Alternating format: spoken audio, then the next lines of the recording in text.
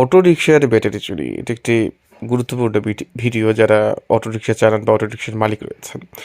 গতকাল সুনামগঞ্জ সদর থানার ফেসবুক পেজ থেকে সুনামগঞ্জ সদর থানার ওসি এই ভিডিওটি পোস্ট করেন এবং তার সারমর্মগুলো তুলে ধরছে। যেমন তিনি যেটা বলছেন, জনাব রতন শেখ, তিনি বলছেন এক শ্রেণীর অসাধু কারবারি রয়েছে যারা অটোরিকশা থেকে ব্যাটারি চুরি করে নিয়ে যায়। তারা প্রথমে পরিচয় দেয় আইনশৃঙ্খলা রক্ষাকারী বাহিনীর সদস্য হিসেবে সেই অটোরিকশায় বসে। তারপর কিছু দূর যাওয়ার পর তারা বলে, এই ড্রাইভারকে বলে, অটোরিকশার ড্রাইভারকে, স্বাভাবিকভাবে অটোরিকশার ড্রাইভার মনে করে তারা আইনশৃঙ্খলা রক্ষাকারী বাহিনীর, যদিও তাদের কোনো পোশাক থাকে না। রতন শেখ যেটা বলেছেন সেই অনুযায়ী অটোটা নিয়ে একটা জায়গায় যাবে বা কোথাও যাবে, যাওয়ার পর 500 টাকা বা 1000 টাকা ধরিয়ে দিয়ে বলবে যে তুমি আমার জন্য এই নিয়ে আসো, সেই নিয়ে আসো।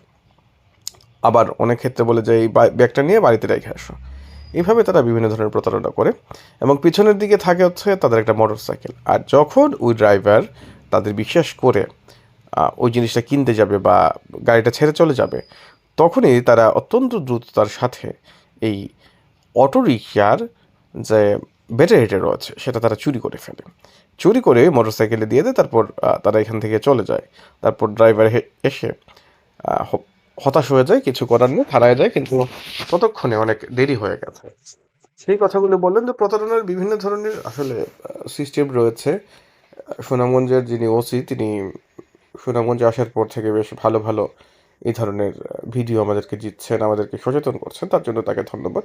সুতরাং প্রতারকদের কাছ থেকে বাঁচতে হলে এই যে বিষয়টা অবশ্যই মাথায় রাখতে হবে অটোরিকশা আলা বা অটোরিকশার মালিক বা অটোরিকশার সমিতি যারা রয়েছেন। কারণ প্রতারকরা কিন্তু এমনভাবে ভঙ্গি করবে, এমনভাবে তারা বুঝাবে যে তারা আইনশৃঙ্খলা বাহিনীর লোক, তারা একটু অর্ডার করতে চাইবে বা একটা বিষয় মানে বোঝাবে যে তারা মানে খুবই মানে নিশ্চিতভাবে আইনশৃঙ্খলার বাহিনীর লোক। এভাবে তারা তাদের যে ডেকোরেশন বা তাদের যে আচার আচরণ সেটা সেই রকম থাকবে। সেই কথাই সদর থানার যিনি ওসি রয়েছেন তিনি আমাদেরকে জানিয়েছেন একটা ফেসবুক পোস্টের মাধ্যমে, সদর থানার একটা ফেসবুক পোস্টের মাধ্যমে। সুতরাং যারা রয়েছেন বিভিন্ন ড্রাইভার, এছাড়াও তিনি আরেকটি ভিডিওতে আমরা দেখেছি যে মোটরসাইকেল চুরির ব্যাপারে তিনি বলেছেন যে জিপিএস সিস্টেম অবশ্যই চালু করতে হবে।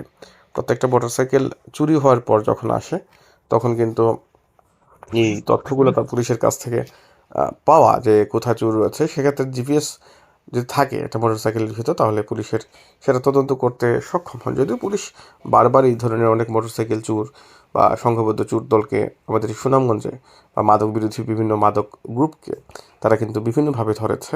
আমরা দেখেছি সুনামগঞ্জে তারা ভালো কাজ করছে। সুতরাং পুলিশের গতকালকের যে ফেসবুক পেজে যে তাদের একটা সচেতনতামূলক ভিডিও, বিশেষত অটো ড্রাইভাররা যারা রয়েছেন তাদের সেটা মেনে এবং সেটা চিন্তা করে কিন্তু চলাটা ভালো বলে মনে হয়। আবারও ধন্যবাদ জানাচ্ছি সদর থানা কর্তৃপক্ষকে।